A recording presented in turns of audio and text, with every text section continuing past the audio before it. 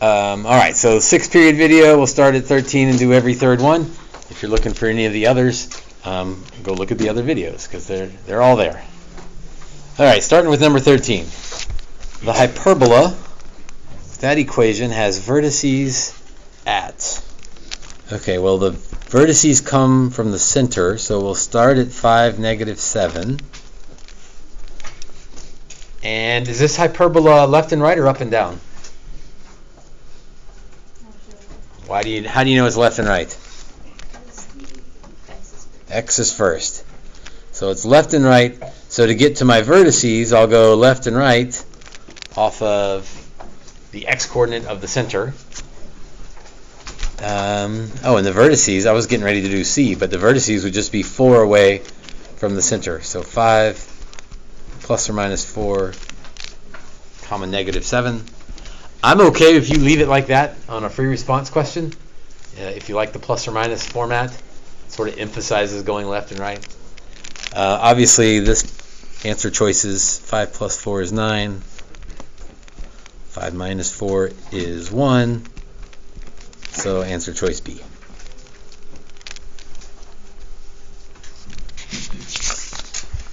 Number 16. Which of the following equations is the equation of a hyperbola with center negative 3, 2? Okay. This problem looks yuck, but I'm going to contend it is 1/3 less yuck than it initially appears. Can you throw out one of those equations without having to do anything? Yeah, it's a hyperbola, so I can throw out number 3. Number 3 is an ellipse, so I don't have to do any complete the square stuff. It's not number 3. Center might be at negative 3, 2, but that doesn't matter. It's not a hyperbola. For the others, they are hyperbolas because the signs are different on the square terms. So I think I'm going to have to complete the square to figure out what the center is, or at least complete the square enough until I get the center. I guess I don't have to do everything. So 9 times, group the x stuff and factor the 9 out. Group the y stuff. Be careful here because we want to factor out a negative, so that would be y squared minus 4y, and then negative 61 on the other side. And I guess if I'm really paying attention, I don't really even care about the negative 61, because once I complete the square, I'll know the center, and I won't really care what number's over there. But just for practice, b over 2 is 3. 3 squared is 9. So I write plus 9, but what did I really do to the left-hand side? What do I need to do to the right-hand side to keep things balanced now? Plus 81.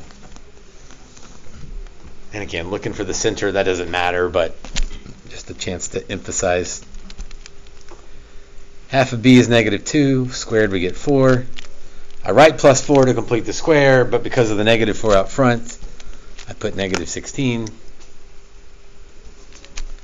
So 9 times x plus 3 squared minus 4 times y minus 2 squared. And by now I realize that stuff on the right doesn't really matter. If all I want is the center, it's negative 3, 2. So Roman numeral 1 works. Roman numeral 2, factor the 4 out of the y stuff,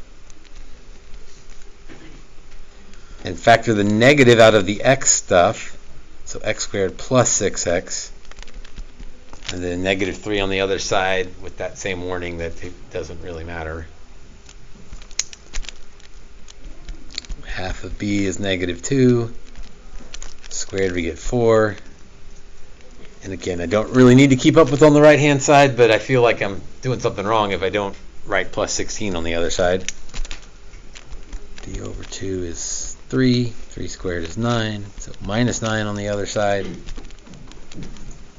So y minus 2 and x plus 3. And so that center is also negative 3, 2. So 1 and 2. Kind of an annoying problem that forces you to do 2 complete the square problems. But if you're paying attention, you don't have to do 3 complete the square problems. Oh, speaking of complete the square, number 19. What's 19? What shape is that going to be? An ellipse.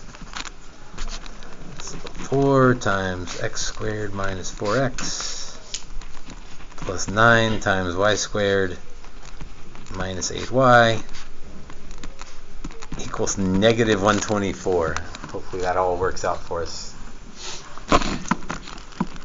Half of b is negative 2. Square it, you get 4. Add 16 to the other side.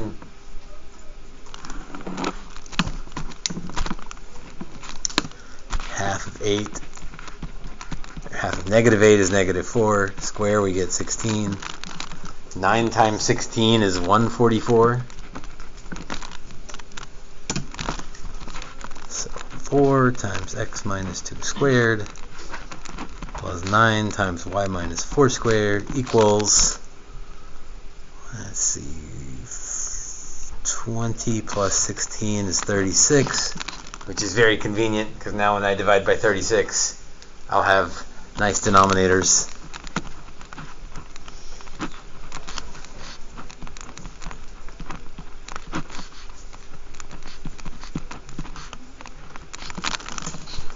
Okay, all that. Now I can say it's definitely an ellipse. The center is at 2, 4.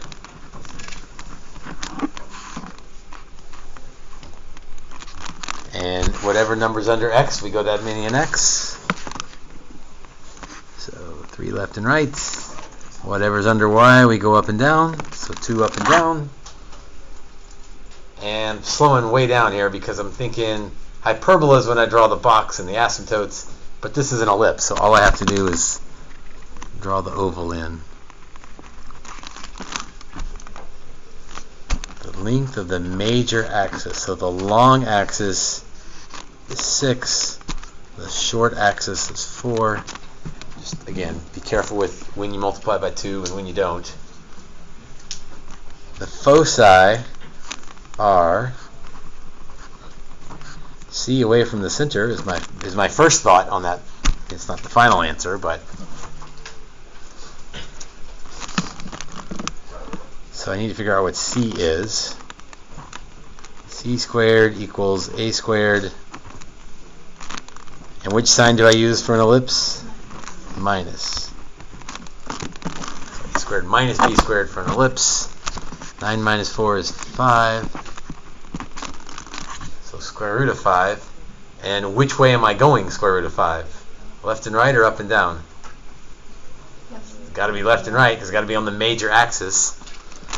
So that would be on the x coordinate. So 2 plus or minus square root of 5, comma 4.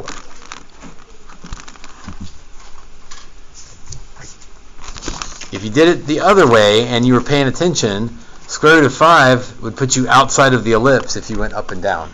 So hopefully you realize, wait a minute, that doesn't look right or make sense. So left and right, since the ellipse is left and right. Even before I do the picture, how did I know the ellipse was a left-right ellipse? 9's bigger. Whichever one's bigger is the more important one.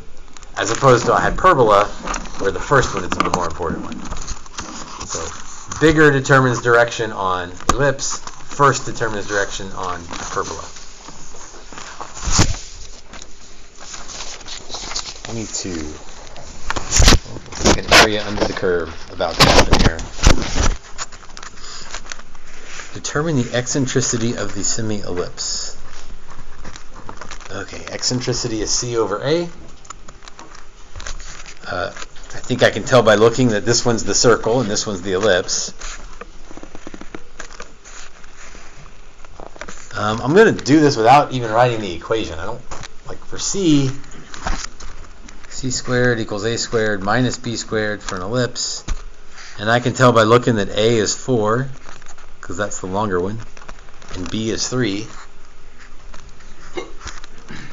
So 16 minus 9. So C is the square root of 7, and A is 4.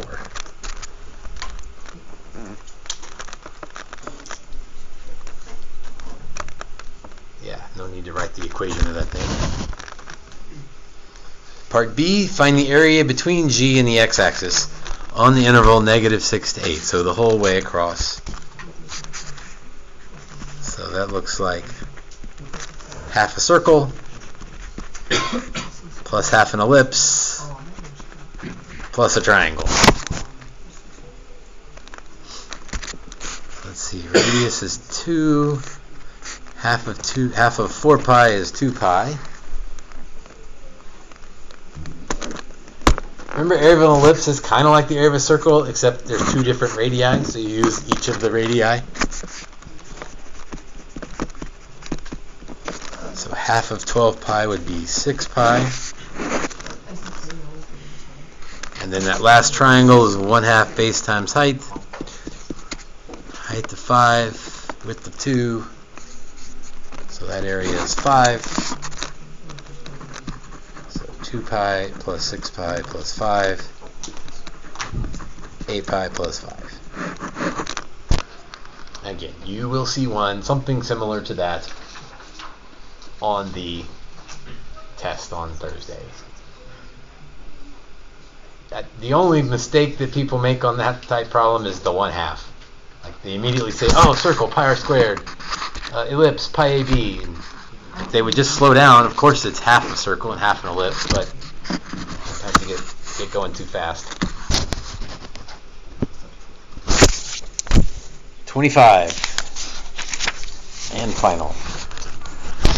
Function f is given by, this thing. The function g is a function of y and is given by that thing.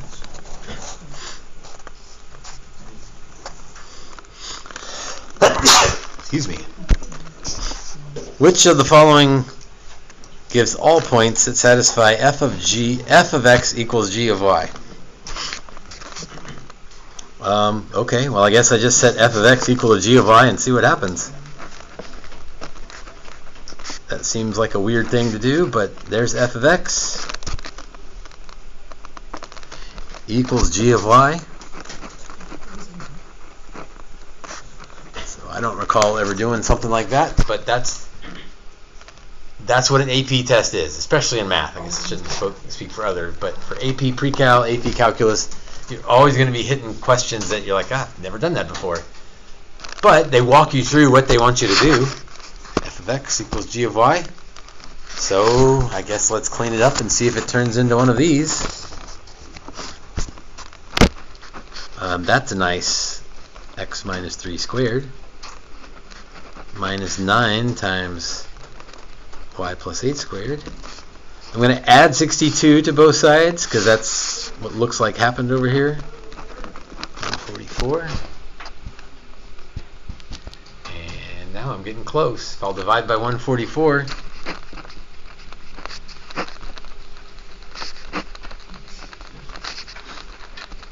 x minus 3 squared over 9, y plus 8 squared over 16 equals 1. So I need the minus sign in there. X minus 3 squared over 9 minus y plus, are A and C the same answer? No, because it's x minus 3. Oh, yep, x minus 3. So answer choice A.